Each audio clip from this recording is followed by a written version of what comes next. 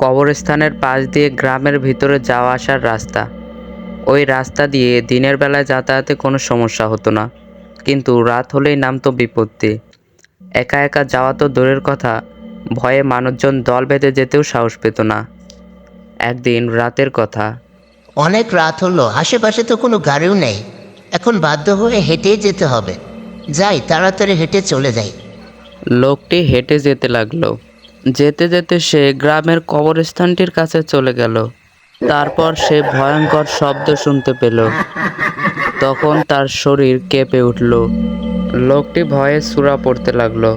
সূরা পড়ে সে আবার যেতে লাগলো। আর একটু যেতেই সে দেখতে পেল এক ভয়ঙ্কর আত্মা। দেখো, আমি তোমার কোনো ক্ষতি করে নাই। আমাকে আমার রাস্তা দিয়ে যেতে দাও। আমি কাউকে ক্ষতি করার জন্য দেখা দেই না, সাহায্য চাইতে দেখা দেই, কিন্তু কেউ এখন এখান দিয়ে আসেই না। কি সাহায্য চাও তুমি লোকের কাছে? বলো, আমি তোমাকে সাহায্য করব। আমি যখন মারা যাই তখন আমার জানাজা করতে ভুল হয়েছিল, তাই আমি চাই আমার জানাজাটা শুদ্ধ করে করুক। কিন্তু আমি সামনে আসলে সব মানুষই দূর থেকে পালিয়ে যায়, আর এখন তো কেউ এই রাস্তা দিয়ে আসেই না, তাই আমি কারো সাহায্য চাইতে পারি না। এখন তুমি আমাকে সাহায্য করো। আচ্ছা, ঠিক আছে, আমি তোমাকে সাহায্য করব। কিন্তু তুমি আর কাউকে ভয় দেখিও না।